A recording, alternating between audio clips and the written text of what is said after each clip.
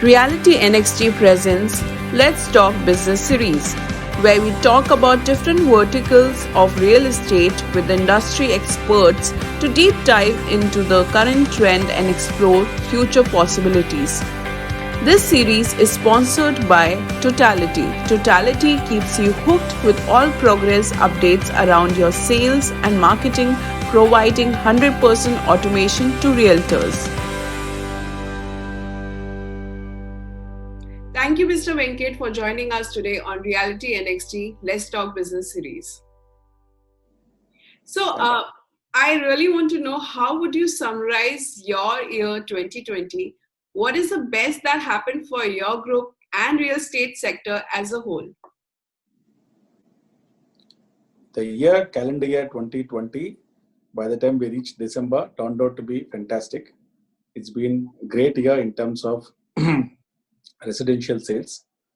But as we all know, when we began the year, especially the Q1 of financial year, rather Q2 of the calendar year, there's a lot of uncertainty as to where we are heading, given that lockdown, given the panic because of pandemic and all of that. But overall, I would say from Prestige Estates point of view, it's been a great great calendar year for residential sector. That's great. So how has been the absorption of residential inventories for your projects in the catchment areas you have been operating? Which market you felt did best for you? So our residential business is spread across 9 different geographies. We are present in Bangalore, Hyderabad, Chennai, Kochi, Mangalore, Goa, and Mumbai and NCR. Mumbai and NCR, we have not launched any projects yet. So we will launch maybe in the coming quarters. The remaining geographies, wherever we have been present, the absorption has been good and the demand has come for completed projects, ongoing projects, as well as just launched projects. It's across. Okay. So recently there was a news about that you're planning, the Prestige Group is planning to invest rupees 2,000 crores on 4 new housing projects in Bengaluru, Hyderabad and Goa. So please share more details about these projects. Also, are you planning to announce new projects, as you were mentioning, in this particular quarter? Yes, we have large pipeline of new projects. They are in different stages of approval. For sure, in next quarter, that is Q1 of next fiscal, we'll definitely have at least 2 launches in Mumbai. One is going to be in Baikala, other is going to be in Mulund. We will have a launch of a project in NCR, that is in Noida, Sector 150, Prestige Bougainville Gardens. We will have multiple launches in Bangalore. The largest project is being Prestige City in Sarjapur Road, and also Chennai in Hyderabad. So we have 9 projects that are lined up for launch, and they will get launched quarter on quarter in next 3 quarters. By end of this calendar year, all of them. Okay. And what about these new projects that you had announced in Goa, Bangalore and Hyderabad? Could you tell us more about this project? Yeah, so we had a launch in Goa that met with great response at Donapala. And we had multiple launches in Bangalore. One at Whitefield, other is Prestige Waterfords, other is at Kanakapura Road, Prestige Primrose Hills. Both of them did well. And we have in Chennai, we had in Hyderabad launch Prestige Tranquil in November, last week of November. And that met with a great response. We sold more than 50% there. So how do you see your place with regards to your portfolio going forward, especially after COVID and the budget announcement this year? Has there been any drastic change that is happening because of the learnings from the last year? See, we are present across various business segments as a real estate company. Residential is one part of the segment. We have large office portfolio. We have got 10 shopping malls under the name Forum up and running at different cities: Bangalore, Hyderabad, Chennai, Mysore, Mangalore, and Udaipur. We also have got a lot of hospitality projects. So each of the segments are met with different challenges last year. Now, as I said, residential had a quick recovery, and a lot of people wanted to buy homes. Given the fact that a lot of people are working from home, they needed a better home. They wanted to upgrade their homes, and I would say they are moving to right-sized homes.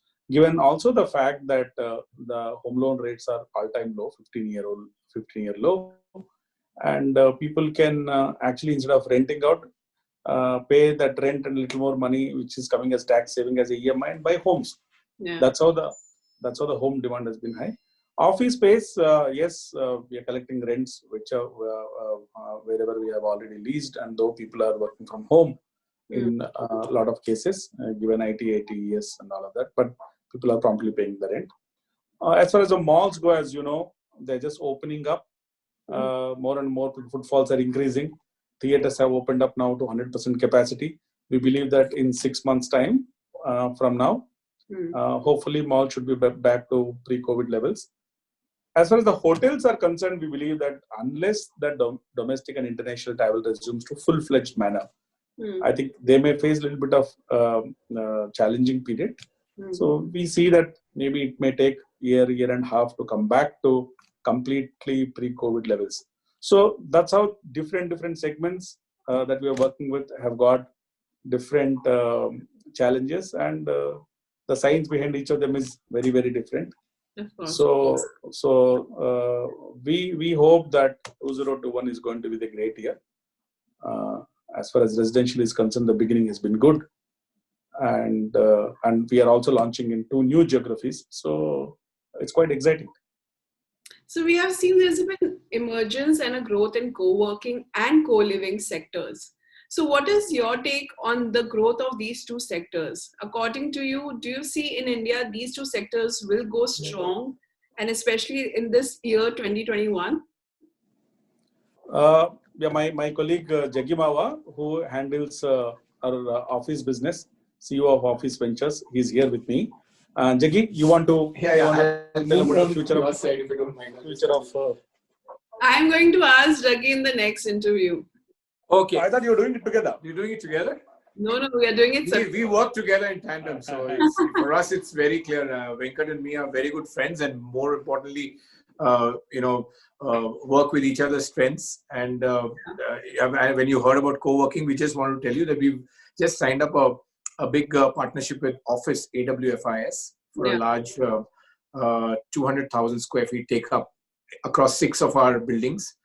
And that's a partnership approach that we're taking, where we invest some money, they invest some money. They bring in the equity of the brand and their expertise to run the business. We bring in our expertise in offering the best real estate space, and then together we are stitching this partnership up, which actually is a win-win for both sides. So co-living, we don't have much of a thing, but maybe Venkat has some plans on that.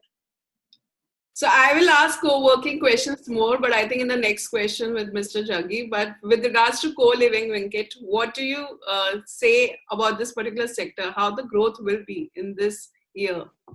No, we don't have presence in that business segment. So we were evaluating just before COVID whether co-living, student living as an option that one should be looking at. And with slowly this uncertainty fading away, and things are becoming normal, we'll relook at it and see whether it makes a business case for us to be present in at least places where large number of student population, working population migrates to those cities.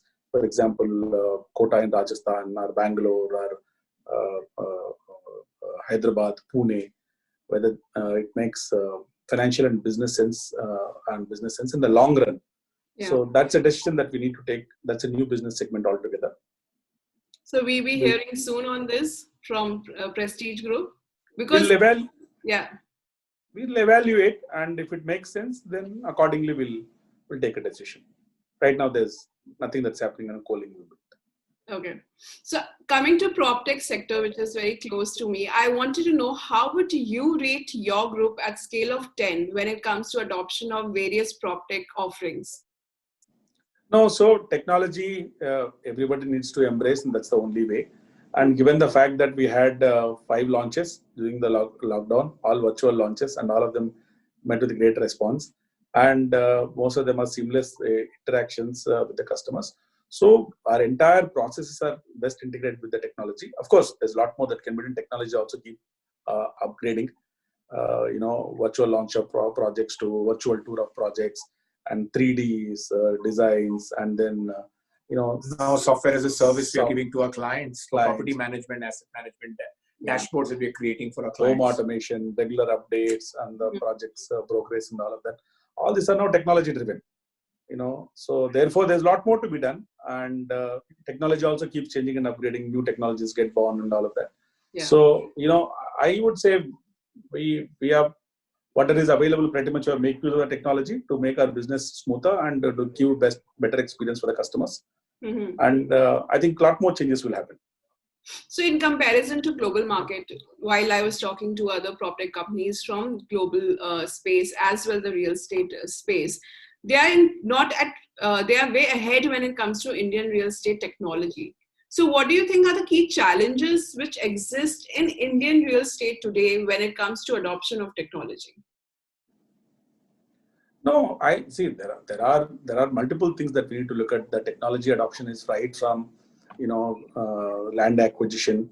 See the way we have maintained the land records, whether we have digitized land records, and a lot of things. See, if you look at real estate per se, every state that we enter into, it's like a new country because the land documents are in a vernacular language.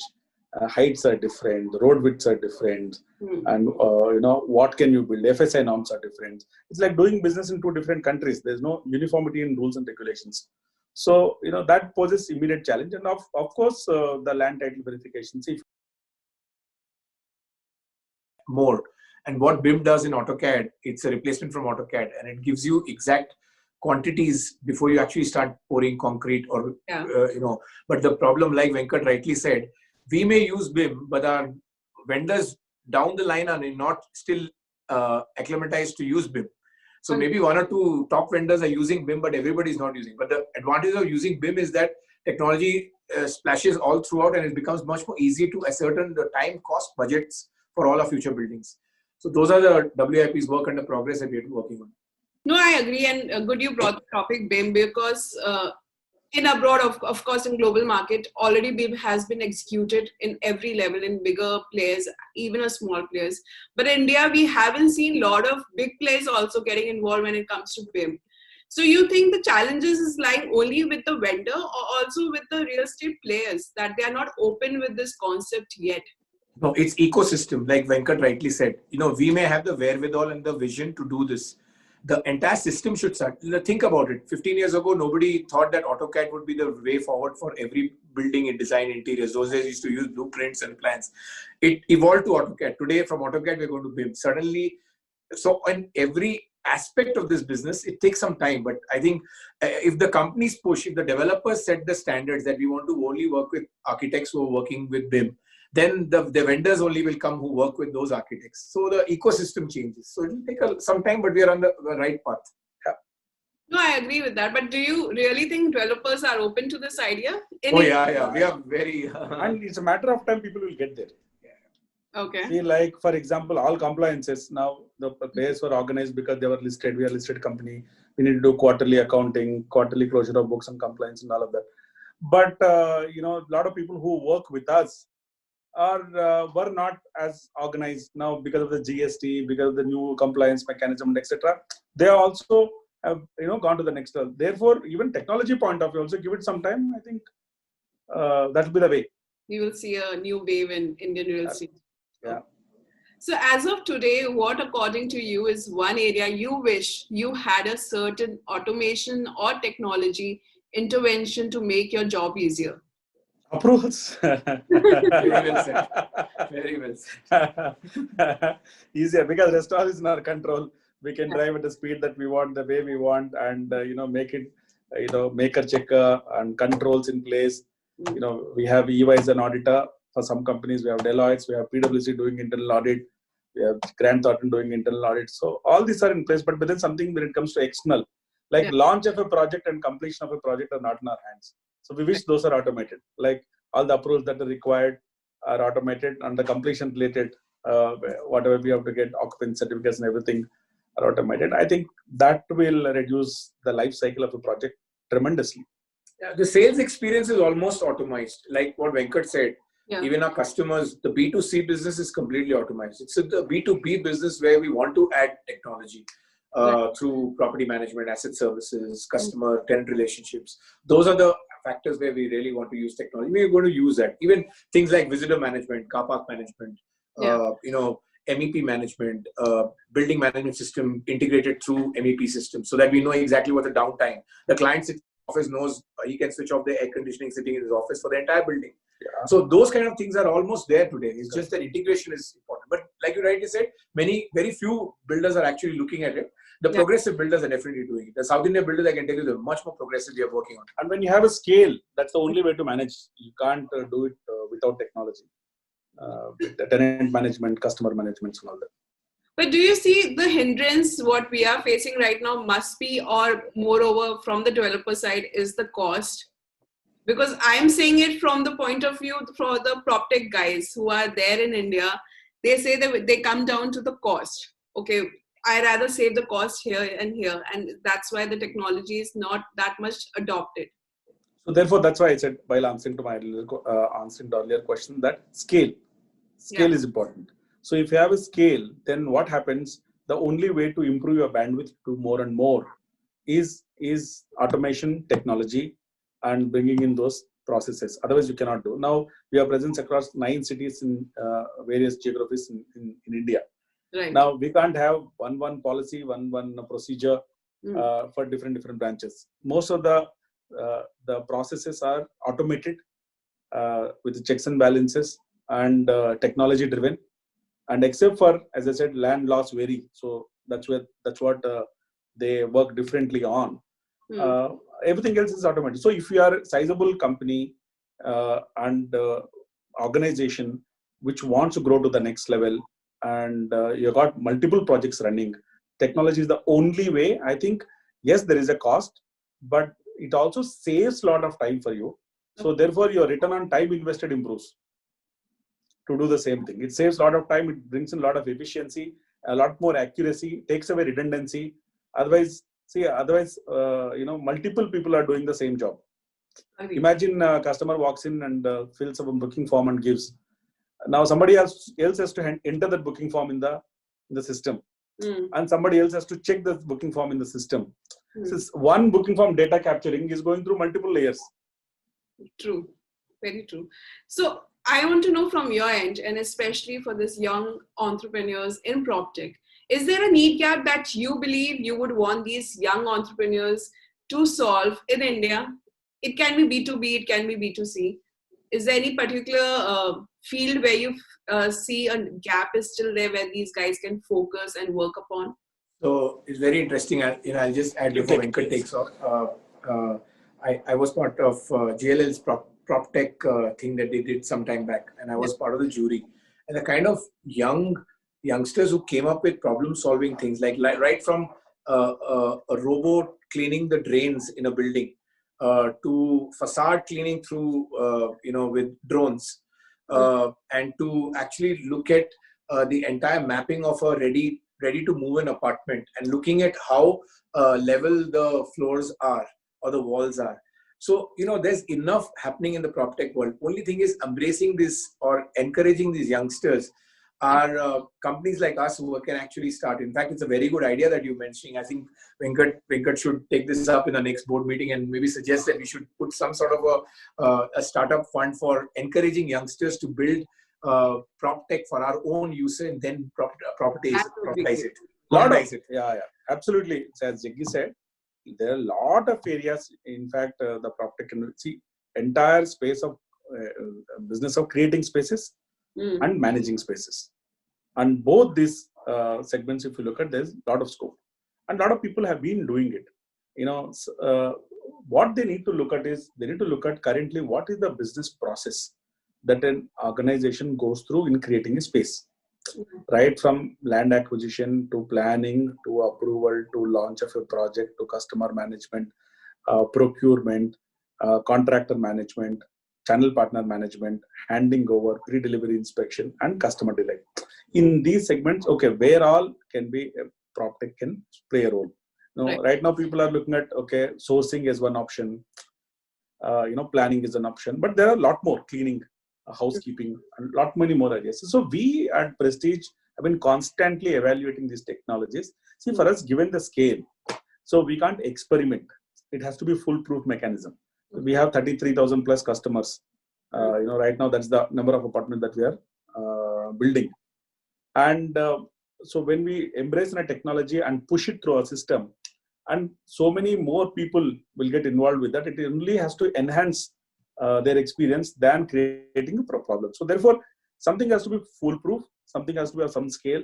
We also need to get that confidence that the guy who is offering that PropTech solution is here to stay. He is very serious. It's not fly by night. Technology may be good, but people behind the technology are not good. We do that, and tomorrow if they're not there to provide service, that credibility related, who is backing them. Having said that, since Jaggi mentioned something, we recently picked up a stake in one of the startup company called We Got. It's known as water, electricity, gas, and other things. So they provide digital water meters to various properties, commercial, office, and residential, and all of that. And app-based helps in controlling consumption of water, need-based. People know what they're using, and etc. Like this, there are many more which can come, and we're happy to look at and evaluate. And we are open to that, and we have been considering these kind of startup PropTech investments, and also engaging with them. We can give them business also, and we can help them grow also. Happy to mentoring. But as Mr. Jaggi said earlier, you guys should really think, because I think the experts being there and giving mentoring to these guys, how the Brigade Reap had started, Prestige can also bring great avenues and a mentoring mechanism for these PropTech youngsters. So especially when it comes to residential business, I wanted to know, there must be a need gap that you must have noticed in terms of technology that can help be the B2B market or B2C market, because what currently I'm noticing, there are a lot of society management apps coming in, right? Of course, they are providing that kind of seamless communication between the builder team and the residents, and solving other small queries of the residents. But do you see there can be more to this particular residential market, or are we just limited only with these society management apps? No, even society management apps, what they're providing is basic. A lot more can be done. In a given society, if you understand your customers well, you will be one-stop solution provider. Somebody may need a trainer, somebody may need a sports coach, somebody may need something else. All those demands can be one-stop solution. And right now it's limited to maybe parking management, housekeeping, few of the aspects. There's a lot more that can be done. See, because some people are staying in an apartment, say like for example Lakeside Habitat House, there are 3,000 plus apartments and close to 300 villas. So all 10,000 plus people must be living. So serving and taking care of those needs is a big thing. So therefore, the society management apps is a very small thing. There's a lot more that can be done from our company point of view. Channel partner management, vendor management, contractor management, sourcing of material, engaging with the customers. A lot of scope in these aspects to do better. So would we and the pandemic has only taught us that technology usage is only. Look at the stocks of the technology companies globally. They are the guys who are really doing so well, and the way they have climbed up the pole position today, they've left all the other companies way behind, because embracing of technology is the only way forward to look at this post-pandemic world. How we are all sitting here and still not traveling, none of us. We used to travel like 4 days a week. Our business still continues without traveling even for the last 40 days, 4 months, right? 6 months. No, I agree. But especially when I see global real estate players, they already have their technology labs in their own companies separately, department where they come up with these kind of solutions. Does Prestige will also look into, rather than, of course, you will do the collaboration with other companies, but will you be dedicating such certain technology lab where you will come up with these solutions for your customers, for your team, residential, commercial wise?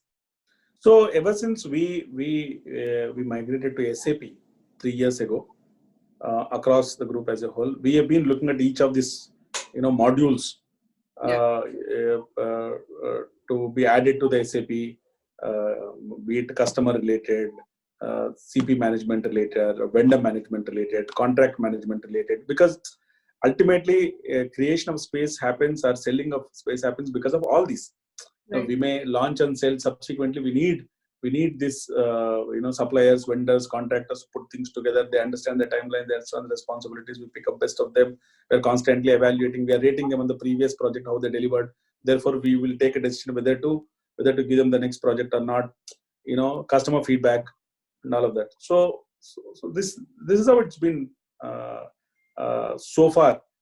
Last 3-4 years, we've been looking at the process changes, embracing technology, and seeing how can we do value addition in each of these business parameters. Like for example, right from one vendors, the new vendor, the new suppliers. How do we do vendor evaluation? How do we track current vendors? Whether the new suppliers have come. So what is their lead time? What are the codes? It's not necessary that we all the time give it to L1. It's also about the quality, the specifications, how fast he can supply, and whether he's the problem with the real estate industry and the ecosystem is a lot of people enter this business. We don't know how serious they are about building an organization. If you see developers per se, if you say, look, here is an opportunity to make money, let's make some money. Is that the intent, or is it, look, here is an opportunity to build an organization, let's build? So building an organization is a long-term plan. It takes time. See, today in a business, what is most important is trust. Your trust is your capital, basically. That comes over a period of time. So therefore engaging with all of them, evaluating them, and taking them, all of them together. So it's not about one hi-fi tech related, adopting it for a particular project. Now, how do you make it the integral part of organization? Make it a process, make it an offering, make it experience for the customers, make it easier for the contracts vendors to deal with us. Right. That's what we've been working on. Some places we have made a lot of progress, some places we are still working on. Some of them are internal. We have internal tech team, since you asked me that question. So we have 25-member tech team. Some of them work in SAP, some of them work on constant improvements, bottlenecks, and all of this. Some of them evaluate technologies.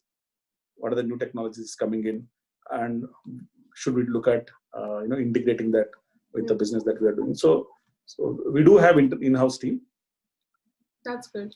So recently I've been asking this to all the developers, and I want to ask you also. Last year report, I noticed 69% inventories were absorbed by the branded developers in Bangalore.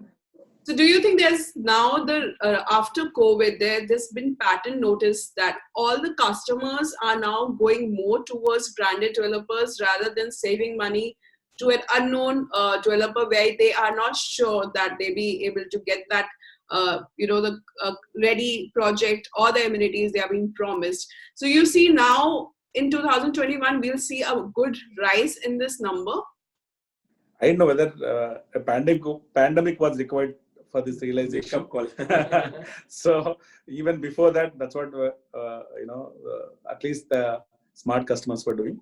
RERA came in and tried to re-emphasize the same thing, saying that because the fact that they said 5 years after completion also there should be some defect liability and all of that. They were talking about developers who can stay beyond completion 5 more years in existence. If a project takes 3 years for execution and 5 years after that, any defects that they have to correct, that means 8 years of existence should be minimum, 8-9 years. And without realizing, developers' intent and how credible he is if customers have gone, that's why a lot of problems have also come in the past.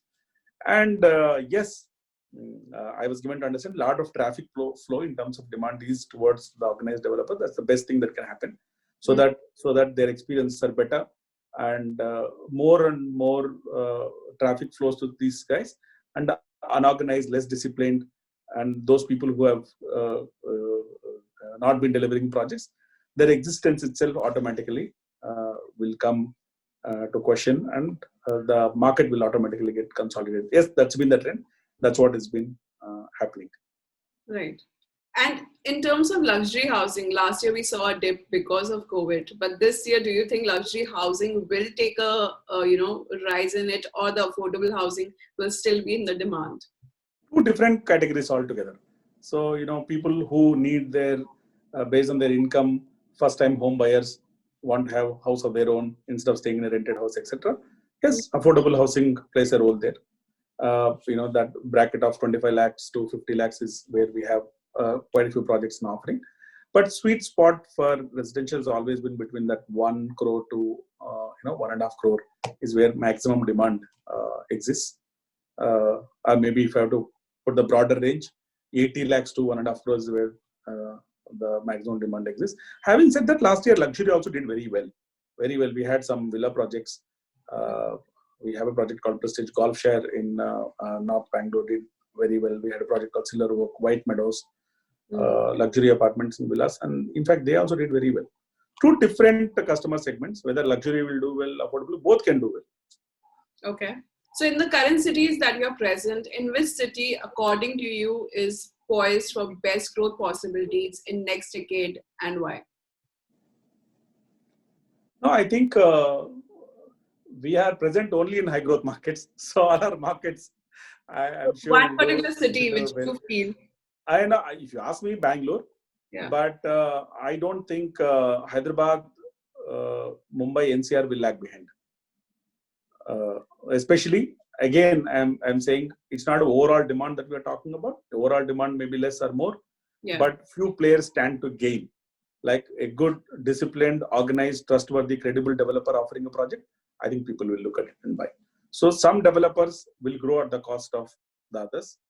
So that's been the trend. I think time and again, one thing is sure, any company that manages execution well, and more importantly, delivers on time, manages the environment, and ensures that, the promises are kept on sales. I think it's a recipe for success. And that's what, look at the quantum of concrete that we are pouring today across the country. Right. Just stands testimony to the fact that last 2 years, we delivered around 48 billion square foot. Nice. Okay. So that's been the scale of delivery. So we've been handing over, so the customers are happy, and more and more customers are buying. The trend is also has been good, very happy, and we're looking forward to very exciting 2021. Great. So this would be my last question. I really want to know this on a personal note. How has been your professional journey so far? How has, in the terms of the way you had predicted before and now in real estate especially, and what will be the next steps ahead for you? Mine? Yeah. So this is my 18th year with organization. So, the fact that I've stayed for 18 years also predicted that real estate is going to be the future. And, home is a need and always continue to be need in the Indian context. As you said, people are buying more and more from organized, disciplined developers, trustworthy developers, because the buying a home is not expenditure, it's investment. Yeah. And you pass on to the next generations. So that's an inheritance in some sense. So, there's nothing called cheap and best. It's either cheap or it's best. So if you have to pay a little bit of premium for something which is going to pass on to the generations, and somebody is going to enhance your customer experience, I think people should come for that developer. It's been great journey last 18 years. And, when we built 10 shopping malls during this period, we built large amount of 30+ million square foot of office space. And we've done large residential projects, plus some private equity investments. We got listed, we went for an IPO, subsequently we raised through multiple offerings, a lot of money. So it's been exciting journey, and going forward also, given the fact that the consolidation is fast tracked, uh, and suddenly there is warm welcome to good developers across the country. It's like earlier, if you wanted to enter into different region, there used to be a lot of resistance, competition, and all of that. Now everybody is looking at a collaborative model, saying that whoever is like we're good at execution, as Jackie was saying, we've delivered a lot of projects, and developers from NCR, developer from Mumbai, they do come, they offer their projects and say, please come and develop projects in our city. It's a collaborative model.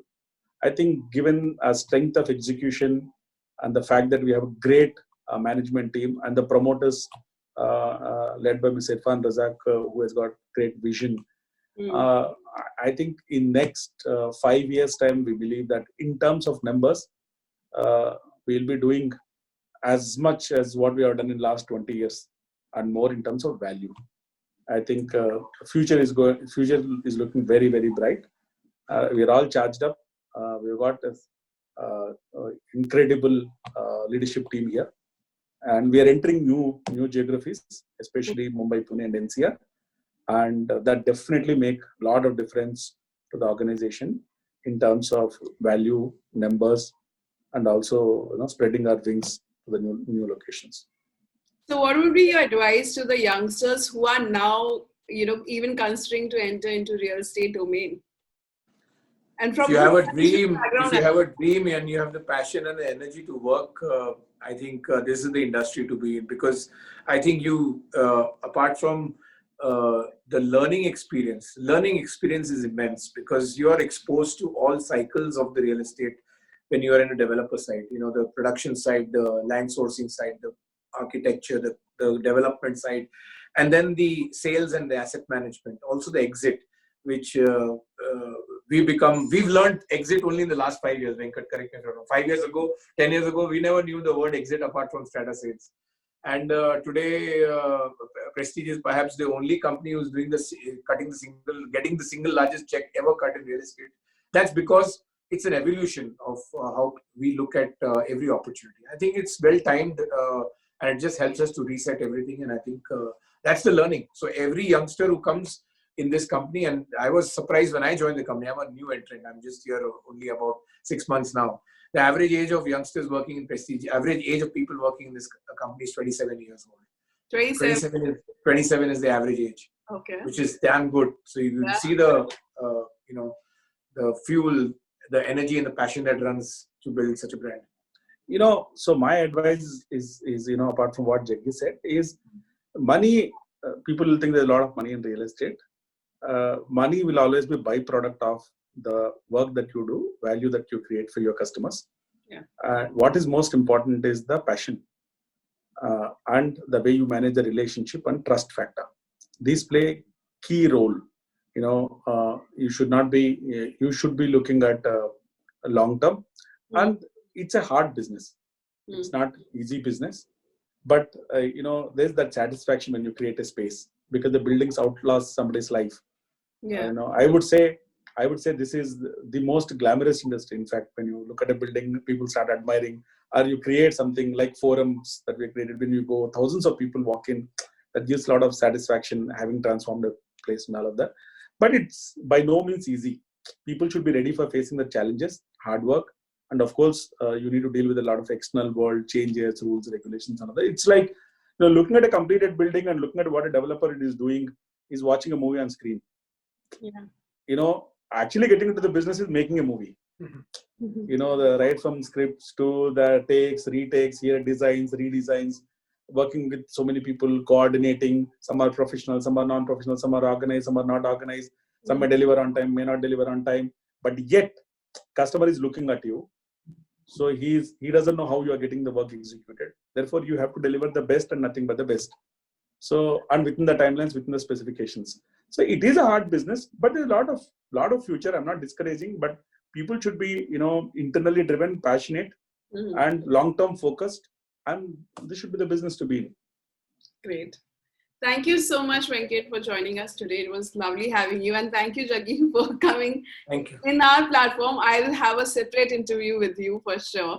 And No, I'll call Venkat because I think we both, it's always works better. No, I thought we were doing it together. That's why I only called Jiggy saying that it's just starting. Don't worry. No, that's why I didn't ask you about the REIT now, because I kept it separate for him. No, nothing. He'll only answer those questions. Thank you. Thanks, Kritika. Thanks so much. Pleasure talking. Bye-bye. Pleasure. Thanks.